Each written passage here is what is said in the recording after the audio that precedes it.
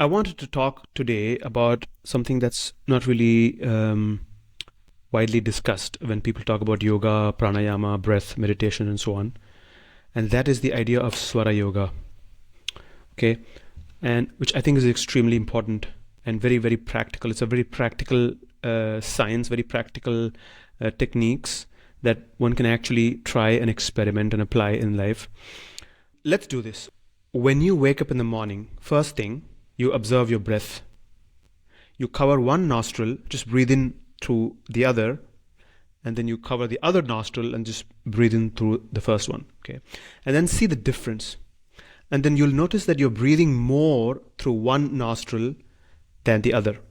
Okay, so our nostrils are not, our nasal cycle is not, it's rarely symmetrical, which means you'd never quite breathe equally through both nostrils.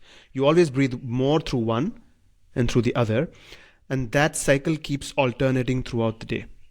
So let's say, for example, you find that your right nostril is freer, you feel free and more open breathing through the right nostril, and the left nostril is slightly congested, okay, which is completely normal. And then if you check the same after, let's say, an hour and a half or 2 or 3 hours at regular intervals, you'll see that the right nostril gets more and more congested, and then the left nostril simultaneously becomes more and more open.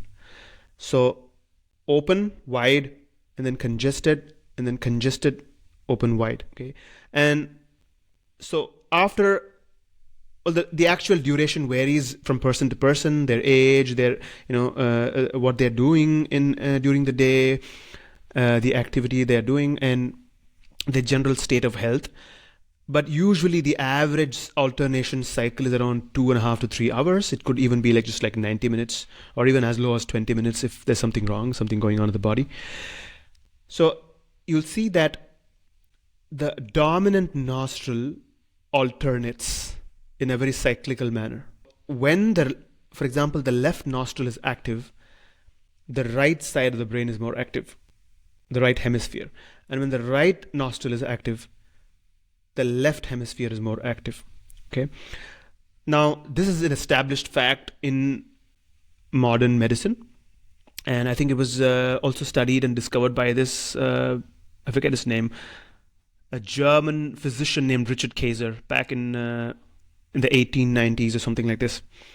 But then yoga has texts that describe this in detail going back thousands of years ago. Now, the actual dating, of course, I'm not going to say like it's 2000, 3000, or 1500 because dating these texts are it's kind of fluid, and the evidence keeps changing. The concept is called swara. Okay, swara, means sound or a note of sound. But in the concept in tantra, in yoga, swara means it's like the sound of breath, for example. So the branch of yoga or science that deals with this alternating nostril dominance and what it means for the energy flow and what kind of activities can be performed during a certain nostril activation is called Swara Yoga. And you can easily find books on the internet. There's a lot of resources. You can simply Google Swara Yoga. You'll find translations for free online. But if you want to find a book, I recommend the Swara Yoga book from the Bihar School of Yoga series. So basically, according to yoga, the right nostril or the pingala is associated with the sun, solar energy, heat, rajasic, active, aggressive. Well, aggressive is sort of subjective, but energy that's more outgoing and getting things done kind of energy. Whereas the left nostril or the ida is a cool, the exact opposite, right? So it's cool, it's moon, and it's more introverted, more calm, and suited for more emotional, introverted activity where the mind is inside and introspective. And this is something that you can observe and correlate your state of mind and the nostril that is dominant. Okay, for example, be careful. So the activity that you're doing usually will not have a direct one-on-one correlation. So that's not how you're supposed to look. For example, I have found myself in bed sleeping and my right nostril is still active, which seems counterintuitive. But that's because during those times, I wasn't sleeping very well. My mind was very alert and active, and a lot of thoughts going through my mind, and it was almost close to a state of being awake. It's just that I was in bed trying to fall asleep. Okay. But other times, if you're really sleeping and you wake up from sleep, you will notice that your left nostril was more active because you're just coming out of that. And I'm kind of oversimplifying this, obviously, because even during sleep, there is an alternation. So I'm not going into that, it's more complicated. But when you're like really feeling, like when you go for a run and you feel a burst of energy, for example, you might notice that your right nostril is active. Or the other way around. For example, if I have to exercise or plank or do something particularly physically demanding, I find it way more difficult to do if my left nostril is active, and way more easier to do when my right nostril is active. So this science is so practical that you can actually check and verify and make a list and correlate for yourself. So I would say keep a notebook, make a note of a time, and then check left or right, okay? And then wait for 2 hours, check again, or 1.5, or even 3 hours. And then you see how it changes. If there is some kind of irregularity, or if you stay one side for too long, then there's definitely a sign of some kind of imbalance. So this is a very, very highly reliable self-diagnosis that you can do. And then you can also note down the activity, not just the activity you're performing at that time, but the activity that comes easily to you, right? Like, for example, you can try meditating when your right nostril is active, but you're going to find it difficult because it's more outgoing and energetic. But if you try to do it when your left nostril active, it's easier to become calm, but then you might also fall asleep. But here's a very important point. Right nostril active, congestion like comes down, and then the left nostril activates. So there is a particular point or a short phase in between where the cycle alternates, where it comes to the center, the pendulum, where the flow of breath is equal through both nostrils, right? So that in Sanskrit is called sushumna. It's a very important yogic and tantric concept. Sushumna is when, imagine the breath goes through the central channel of the spine and not just the pingala or the ida, okay?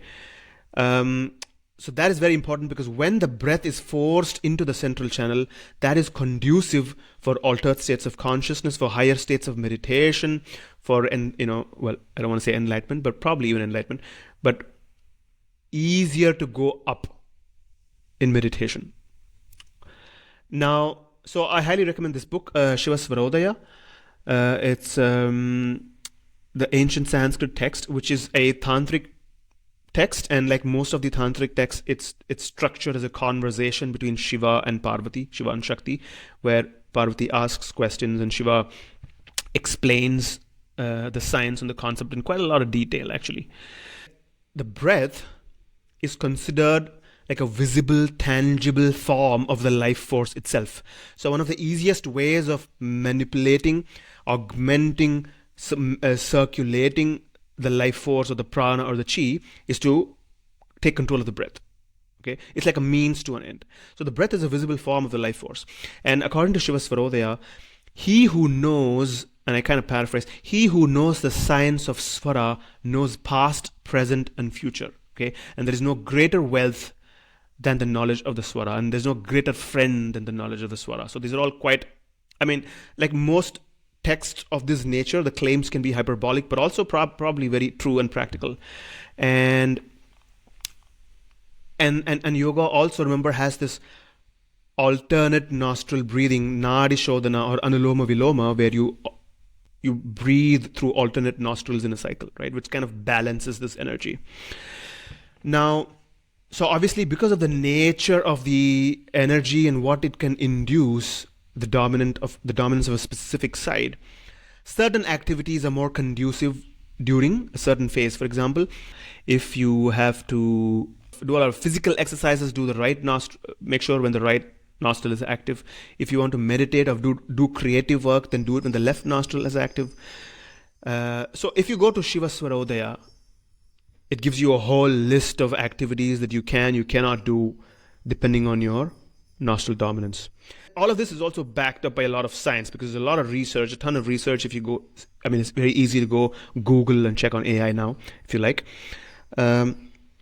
which tells you that, for example, when the right nostril is active, the sympathetic nervous system is activated. Your metabolism becomes high.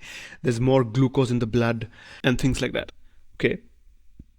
And I'm sure I'm oversimplifying this, but then the actual the hormonal and activity list is a little bit more complicated. There are a lot of interdependencies and correlation there, but this is in a sense what it is, right? So in that case, how can you put this to use? Because the Shiva Swarodaya is also a very practical manual.